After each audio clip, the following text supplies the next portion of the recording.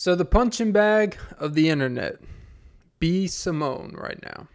And I promise I was actually going to make a video like a day yesterday about it because I started seeing it a little bit. The viral stuff of her interview with her friend going around my finances. As she's bragging about having an app that's about to make her a shitload of money. As she says, but then my assets, though, I'm still fine. But liquid, yeah, talked about liquid like the boy, like Ben Affleck. I am liquid. If you know, you know. Shout out Ryan Russillo. But, since the whole algorithm and the internet's going to talk about it, I guess I'll hop on the bandwagon. So I've been before I get into my thoughts, my full thoughts and takes, I've seen just about 20 different videos. And what I'm trying to do is just not to splurge out the same. She's a bad friend. She's kind of in her own world. She used to talk about how she could never date a 9-to-5, and now she's begging for money. Now she's kind of on this Christ path obsession that she's kind of exploiting for money, but whatever. Now it seems like her whole thing is about, her self-help culture, Christianity type of thing. So I want to kind of go deeper into really why someone could probably go down this road. I actually took some notes, so you're welcome. I think this is what happens when the obsession with entrepreneurship goes wrong. Look, she's obviously built something very well for herself, has made quite a lot of fucking money. So, good for her. I think something, though, is we have this entrepreneurial obsession culture where it's kind of like what she wanted in a man. I want someone who wants to do their own. I want a person who understands my lifestyle. And sometimes it's a dangerous game because you're going to get exactly all the things that are blinded by yourself. You're going to get that in someone else. But the entrepreneurial mindset, it goes wrong because if you get too caught up in it and everything becomes about business, and when everything becomes about business, money, you can see how it works out with her friends. Because what happens over time, you can see with her ex-friend, and I think her name's Megan, and this friend that she has now, we'll see how much longer they're friends, where there's always a man, she wants everything to be together when the power dynamics have kind of evened out, let's just say. And that's why you hear her say, I don't know how to feel about this. That's when you hear her say, it hurt me because now I want to do it together. When people only want to do things, people with that entrepreneurial mindset, they only want to do things together when it's beneficial towards their financial bigger picture for themselves. When sometimes doing something together may mean you get nothing out of it, which may have been when you should have helped her instead of helping other people who already have a good thing going. But now that she's built something up and she's still friends with you, which says a lot that she doesn't even hold you to an accountability or standard to alienate her friendship with you, because maybe she sees a better version of you than the world right now. But she couldn't deny how she was feeling during that time. But the entrepreneurial mindset, when you get in that obsession where it's, if it don't make sense, it don't make dollars, right? Well, it gets you in situations where you alienate a lot of people over time. People that are very close to you, because everything becomes about, I only want us to be business relationship. That's the only thing I care about. And when you're up and when you have a lot of things going, when you make a little bit of money, as everyone goes through anyone that's first started making money for the first time in their life, or they make more money substantially than everyone else, they get this sense of themselves that they hold this dynamic of hierarchy. And everything is based off the world revolves around them just because they make that. But the thing is, when you have an inner circle group where everyone wants to do the same thing as you, and you have, quote unquote, the platform, you have the image, you have everyone. And the thing is, to be honest with you, like if you're one of her friends and you're trying to do the same stuff as her, I don't really feel too bad for you because you're seeking kind of the same thing. Now, if it was someone who had a job that had nothing to do with it and they just want to be friends with her and she started treating them like that, then that would be different. But you are who you hang around with. But now that everything, reality's heading for her, like, maybe things haven't worked out in some ways. She hasn't found the man she's looking for. She's trying to regain her faith with Christ. And that entrepreneurial obsession mindset, as many great things as it did for her, these are the things when people talk about, you will pay the price for all the downsides that come with things. The question you got to ask yourself is you got to be able to live and deal with the wounds that you caused with that. And the fact that these people still want to be in your life, you should be grateful for that. Now look, everyone on the internet is trashing for the obvious things. Is she a person that I would want to hang around with? Probably not. Her personality is not something I would be overly attracted to. You can't be someone who's ultra confident and loud, kind of can be obnoxious in some ways, can come off as everything's about what serves you, and then get mad when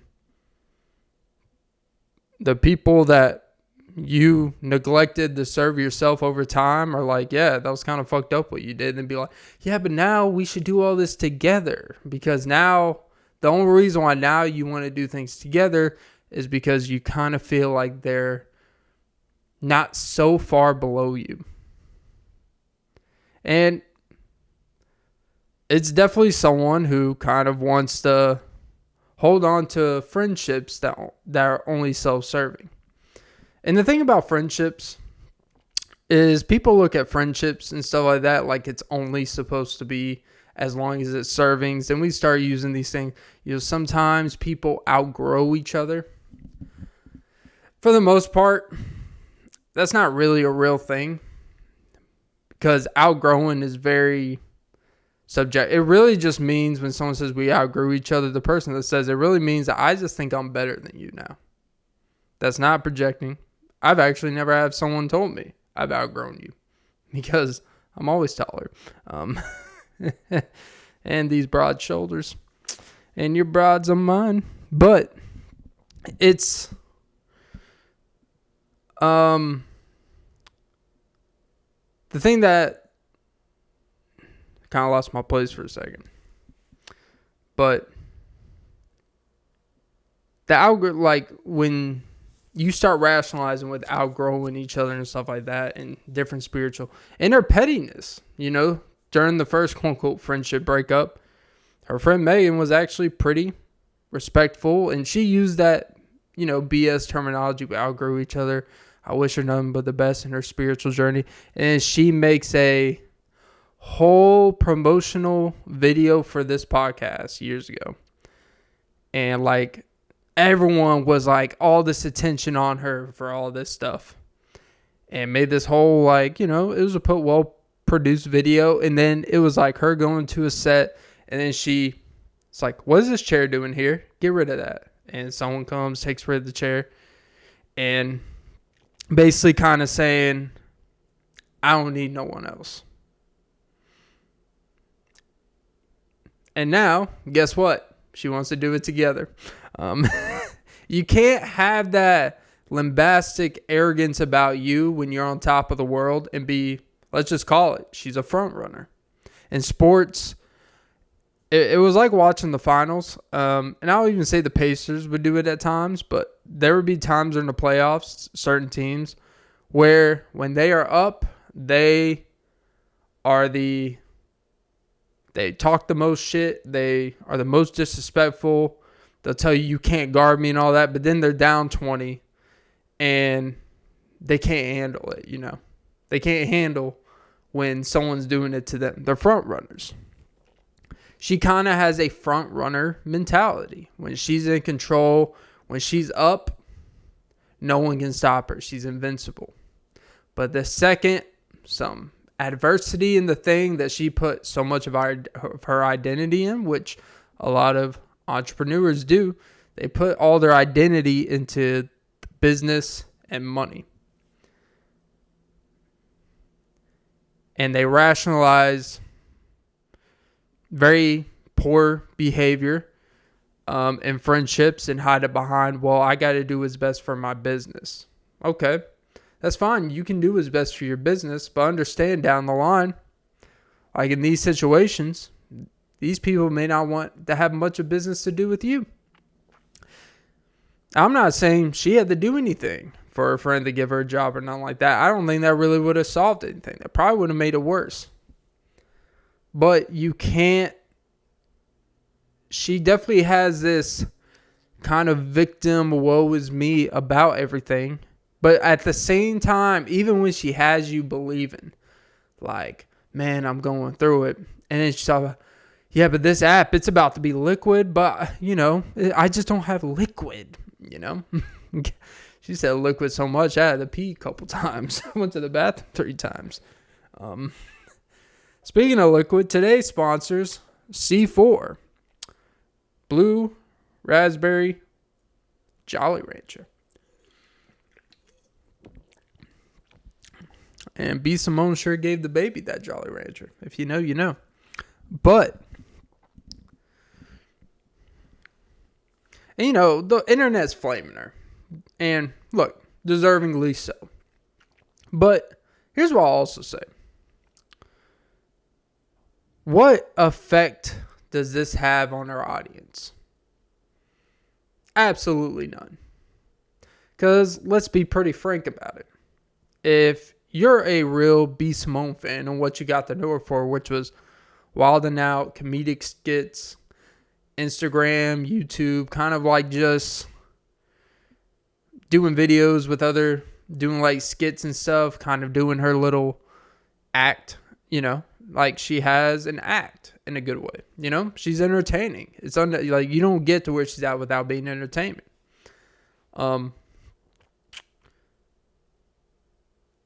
But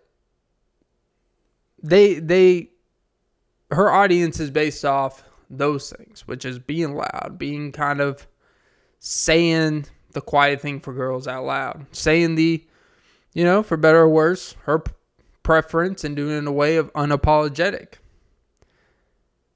And in a very condescending way that would rub men off. And now she wants everyone to feel a little empathetic towards her. But even her audience, no one's unsubscribing from her channel. She's not getting canceled or anything. If anything, it's bringing more traffic to her channel.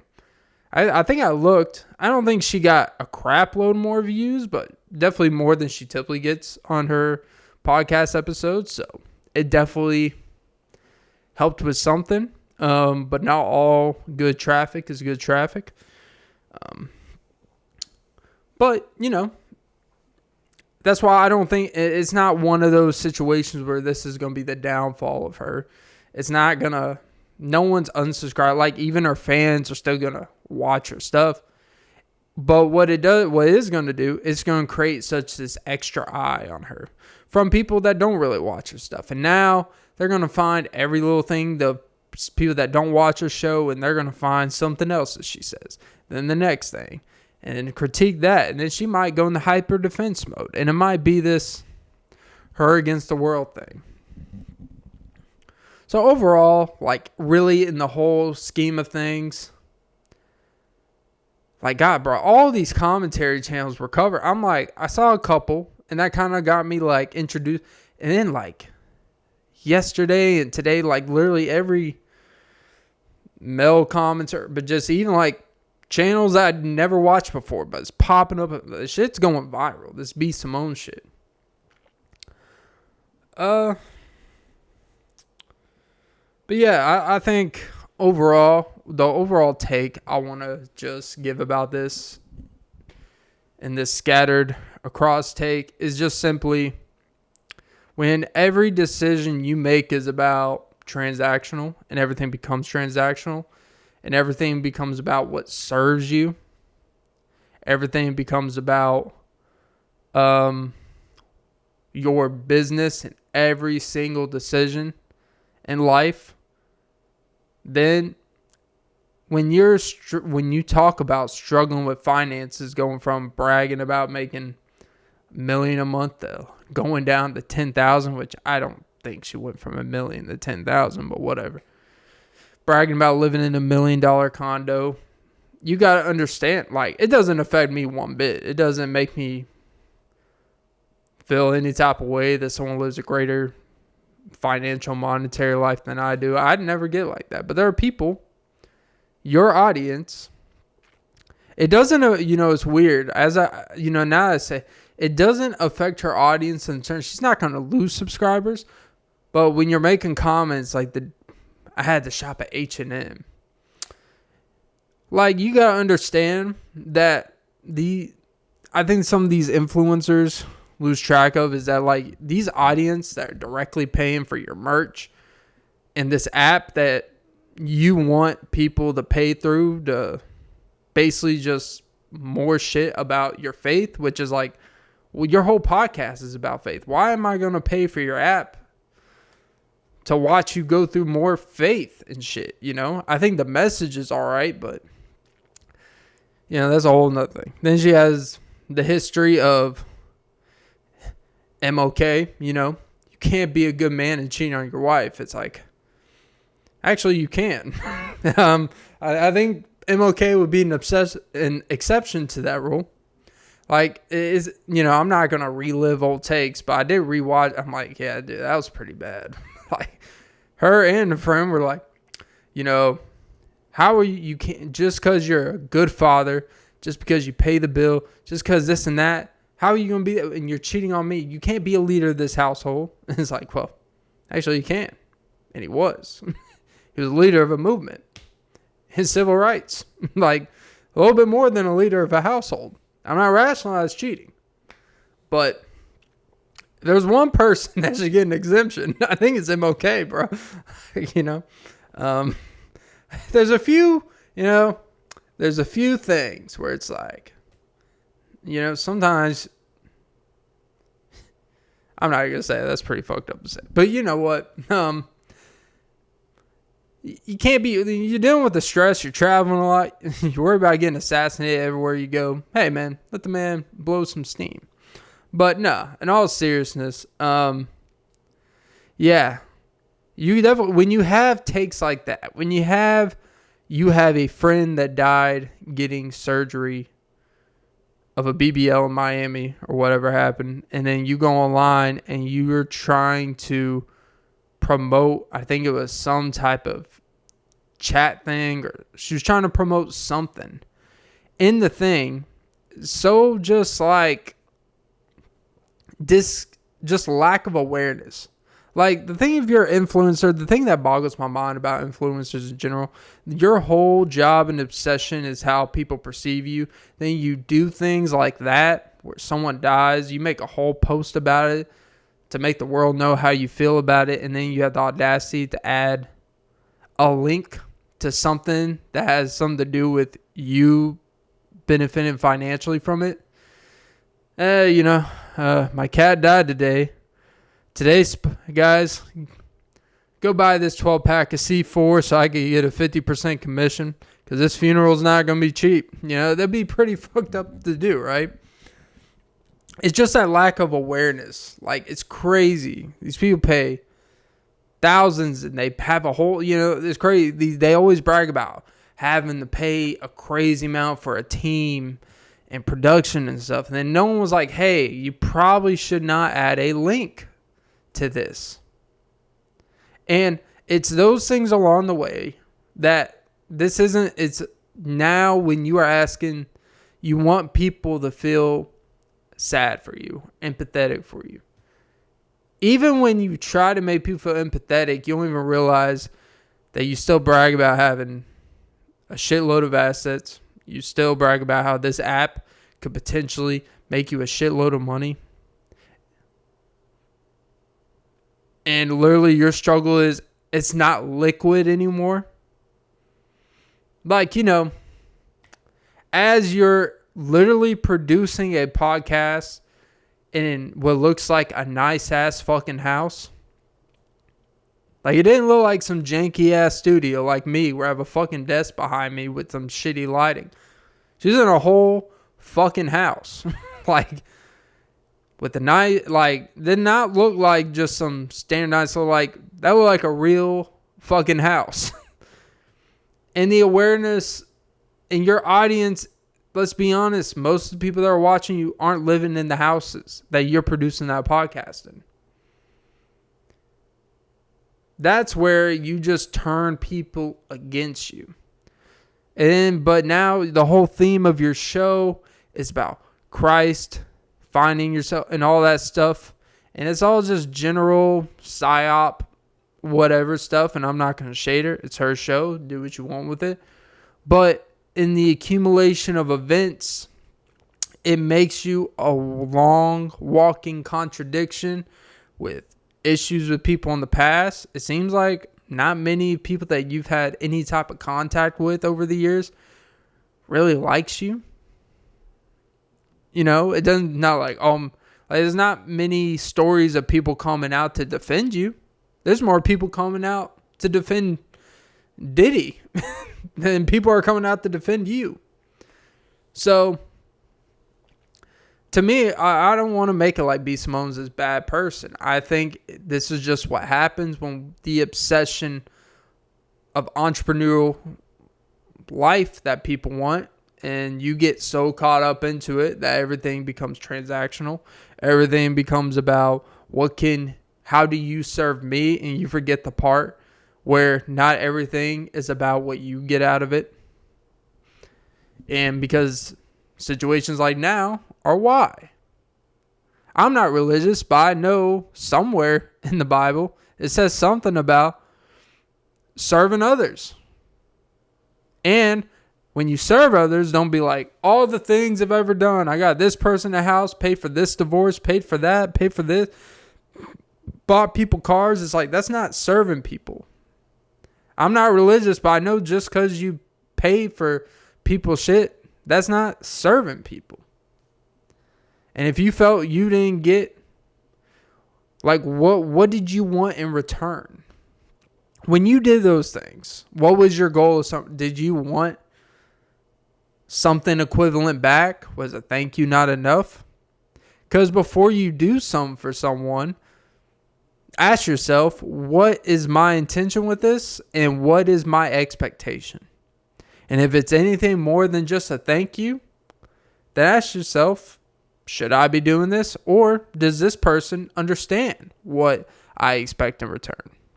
So, I don't know, But we eat it up.